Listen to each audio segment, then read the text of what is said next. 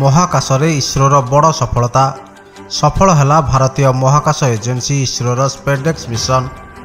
ବିଶ୍ୱର ଚତୁର୍ଥ ରାଷ୍ଟ୍ର ଭାବେ ଭାରତ ସ୍ପେସ୍ ଡକିଂରେ ସଫଳତା ହାସଲ କରିଛି।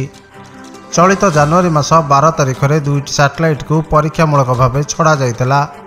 ତେବେ ପ୍ରଥମ ଥର ପାଇଁ ଦୁଇଟି ସାଟେଲାଇଟ୍କୁ ଟାର୍ଗେଟ୍ ସାଟେଲାଇଟ୍ ସହ ଚେଜର ସାଟେଲାଇଟ୍କୁ ସଂଯୋଗୀକରଣ କରାଇବାରେ ସଫଳ ହୋଇଛି ଇସ୍ରୋ।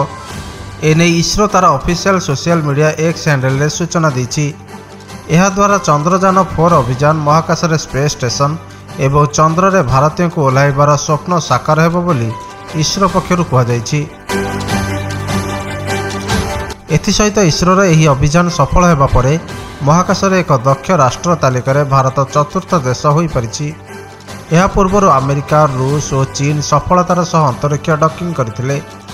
ଡକିଂ ଏକ୍ସପେରିମେଣ୍ଟ ବା ସ୍ପେଡେକ୍ସ ମିଶନ ଖୁବ୍ ଜଟିଳ ପ୍ରକ୍ରିୟା ହୋଇଥିବା ବେଳେ ଏଥିପାଇଁ ସ୍ୱଦେଶୀ ଜ୍ଞାନକୌଶଳ ଉପଯୋଗ କରିଛି ଇସ୍ରୋ। ଗତ ଡିସେମ୍ବର 30ରେ ଉତ୍କ୍ଷେପଣରେ ଦୁଇଟି ଯାକ ସ୍ପେସ୍ କ୍ରାଫ୍ଟ ପୃଥିବୀ ପୃଷ୍ଠରୁ 470 କିଲୋମିଟର ଉଚ୍ଚତାରେ ବୃତ୍ତାକାର କକ୍ଷପଥରେ ଘୁରି ବୁଲୁଥିଲେ।